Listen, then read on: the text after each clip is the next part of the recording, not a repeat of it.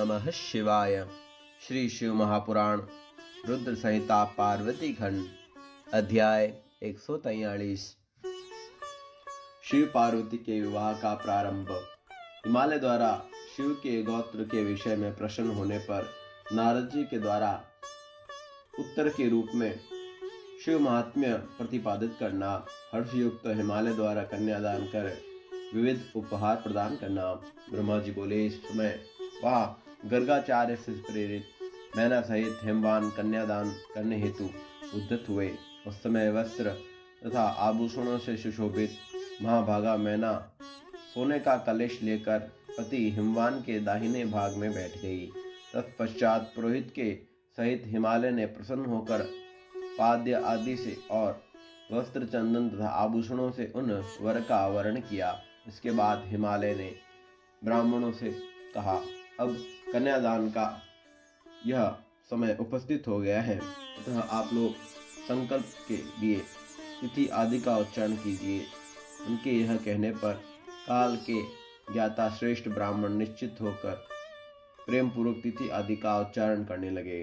तब सृष्टिकर्ता परमेश्वर शंभु के द्वारा हृदय से प्रेरित हुए हिमालय ने हंसते हुए प्रसन्नता के साथ शिवजी से कहा, हे शंभु, अब आप अपने गोत्र, प्रवर, कुल, नाम, वेद तथा शाखा को कहिए, विलंब मत कीजिए। ब्रह्मा जी बोले, उन हिमालय की यह बात सुनकर भगवान शंकर प्रसन्न होते हुए उदास हो गए और शोक के योग्य न होते हुए भी शोक युक्त हो गए। उस समय श्रेष्ठ देवता, मुनियों, गंधर्वों, यक्षों तथा सिद्धों ने जब शंकर को निरुत्तर मुख से देखा, तब हे नारद, आपने सुंदर हास्य किया। हे नारद, उस समय ब्रह्मवेता तथा शिवजी में आसक्त चित्त वाले आपने शिवजी के द्वारा मन से प्रेरित होकर वीणा बजाई। उस समय पर्वतराज विष्णु, मैंने, देवताओं ने तथा सभी मुनियों ने आप बुद्धिमान को ऐसा करने से हठपूर्वक रोका, किंतु जब शिवजी की इच्छा से आप नहीं माने तो पुनः हिमालय ने आपसे कहा, इस समय आप वीणा मत बजाइए। हे बुद्धिमान, हे देवर्षि, जब उन्होंने हठपूर्वक आपको मना किया, तब आप महेश्वर का स्मरण करके हिमालय से कहने लगे। नारद जी बोले, हे पर्वतराज, आप मूढ़ता से युक्त हैं, अतः कुछ भी नहीं जानते। महेश्वर के विषय में कथनीय बात से आप सर्वथा अनभिज्ञ हैं। आपने इस समय जो इन साक्षात महेश्वर से गोत्र बताने के लिए कहा, यह वचन अत्यंत हास्यदाप्रद है। हे पर्वत, ब्रह्मा, विष्णु आदि भी इनका गोत्र, कुल, नाम नहीं जानते। दोषों की क्या बात कही जा सकता है। हे शैल, जिनके एक दिन में करोड़ों ब्रह्मा लय हो जाते हैं, उन शंकर का दर्शन आपने आज काली के तप के प्रभाव से ही किया है। ये प्रकृति से परे परम ब्रह्म, अरूप, निर्गुण, निराकार, निर्विकार, मायाधीश तथा परमात्मा है। ये स्वतंत्र, भक्तवत्सल और गोत्र, कुल तथा नाम से सर्वथा रहित है। ये अपनी इच्छा से ही सगुण, सुंदर शरीर वाले तथा अनेक नाम वाले हो जाते हैं। ये गोत्रहीन होते हुए भी श्रेष्ठ गोत्र वाले, कुलहीन होते हुए भी उत्तम कुल वाले और आज पार्वती के तप से आपके जमाता हुए हैं, इनमें संदेह नहीं है। उन लीला विहारी ने चराचर सहित जगत को मोहित कर रखा है। हे गिरिसत्तम, कोई महान ज्ञानी भी इन्हें नहीं जानता। ब्रह्मा जी भी लिंग की आकृति वाले महेश के मस्तक को नहीं दिखा सके। विष्णु भी पाताल तक जाकर भी उन्हें नहीं प्राप्त कर पाए। यह आश्चर्यचकित हो गए। हे गिरिश्रेष्ठ, अधिक कहने से क्या लाभ।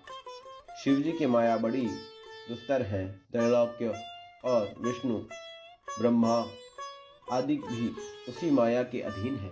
इसलिए हे पार्वती तात, प्रयत्न पूर्वक भली भांति विचार करके आप वर के गोत्र, कुल एवं इस प्रकार के वर के संबंध में थोड़ा भी संदेह मत कीजिए। ब्रह्मा जी बोले, हे मुनि, ऐसा कहकर ज्ञानी तथा शिव की इच्छा से कार्य करने वाले आप पर्वतराज को अपनी वाणी से हर्षित करते हुए पुनः कहने लगे। नारद जी बोले, हे तात, हे महाशैल, हे शिवाजनक, आप मेरी बात सुनिए तथा उसे सुनकर शंकर को भी अपनी कन्या प्रदान कीजिए। अपनी लीला से अनेक रूप धारण करने वाले सगुण महेश को गोत्र तथा कुल केवल नाद ही जानिए। शिव नादमय है और नाद भी शिवमय है, यही सत्य है। शिव तथा नाद, इन दोनों में भेद नहीं है। सृष्टि के आरंभ में लीला से सगुण रूप धारण करने वाले शिव के द्वारा सर्वप्रथम नाद की उत्पत्ति होने के कारण यह सर्वश्रेष्ठ है। इसलिए हे हिमालय, अपने मन में सर्वेश्वर शिव से प्रेरित होकर मैंने आज वीणा बजाई है।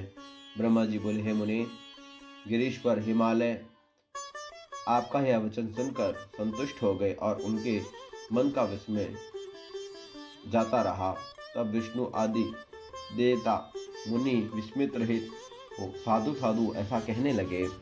सभी विद्वान लोग महेश्वर के गांधीर्य को जानकर विस्मित होकर परम आनंद में निमग्न हो परस्पर कहने लगे, जिनकी आज्ञा से यह विशाल जगत उत्पन्न हुआ है और जो पर से भी परे और निजबोध स्वरूप है, स्वतंत्र गति वाले एवं उत्कृष्ट भाव से जानने योग्य है, उन त्रैलोक्यपति शिव को आज हम लोग भलीभांति देखा।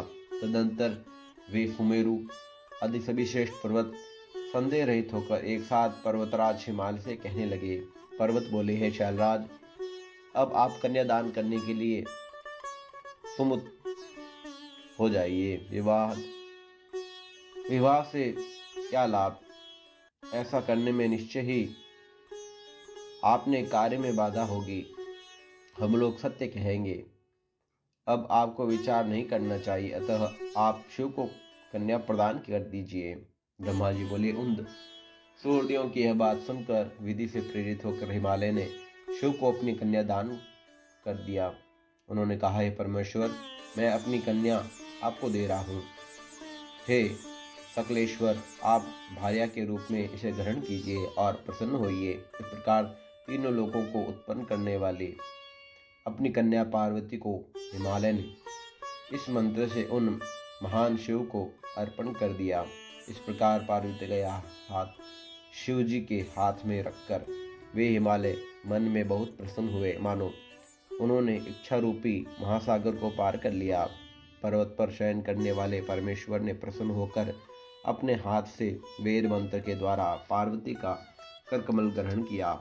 हे मुने, लौकिक गति का प्रदर्शित करते हुए पृथ्वी का स्पर्श कर महादेव जी ने भी ओदात इस काम संबंधित मंत्र का प्रेम पूर्वक पाठ किया।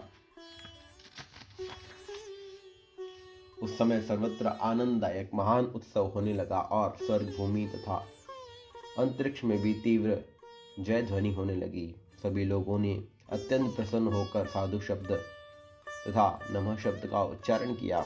गंधर्वगण प्रीतिपूर्वक गान करने लगे तथा अप्सराएं नाचने लगी। हिमालय के नगर के लोग भी अपने मन में परम आनंद का अनुभव करने लगे। उस समय महान उत्सव होने के साथ परम मंगल मनाया जाने लगा। मैं, विष्णु, इंद्र, देवता, सभी मुनिगण अत्यंत हर्षित हुए और सभी को के मुख कमल खिल उठे। इसके बाद उन शैलराज हिमालय ने अति प्रसन्न होकर कन्यादान की यथोचित संगता शिव को प्रदान की। तत्पश्चात उनके बंधुजनों ने प्रीति पूर्वक भक्ति पूर्वक भलीभांति पर पार्वती का पूजन कर शिव को विधि विधान से अनेक प्रकार के उत्तम द्रव्यों प्रदान किए। हे मुनीश्वर, हिमालय ने भी प्रसन्नचित्त होकर पार्वती तथा शिव की प्रसन्नता के लिए अनेक प्रकार के द्रव्य दिए। उन्होंने उपहार स्वरूप नाना प्रकार के रत्न एवं उत्तम रत्नों से जड़े हुए पात्र प्रदान किए। हे मुने, उन्होंने 1 लाख सुसज्जित गायें, सजाए 100 घोड़े, नाना रत्नों के विभूषित 1 लाख अनुरागिणी दासियां दी और 1 करोड़ हाथी तथा स्वर्ण जटित एवं उत्तम रत्नों से निर्मित रथ प्रदान किए। इस प्रकार परमेश्वर शिव को विधि पूर्वक अपनी पुत्री शिवा गिरिजा को प्रदान करके हिमालय कृतार्थ हो गए। तत्पश्चात पर्वतराज ने हाथ जोड़कर श्रेष्ठ वाणी में मांद्यनिंदिनी शाखा में कहे गए स्तोत्र से परमेश्वर की स्तुति की। उसके बाद वेदज्ञ हिमालय की आज्ञा पाकर मुनियों ने अति प्रसन्न होकर शिवा के सिर पर अभिषेक किया और देवताओं के नाम का उच्चारण कर परिरक्षण विधि संपन्न की। हे मुनि, उस समय परम आनंद उत्पन्न करने वाले महोत्सव हुआ। ओम नमः शिवाय। श्री शिव महापुराण रुद्र संहिता पार्वती खंड अध्याय 143 संपूर्ण हुआ।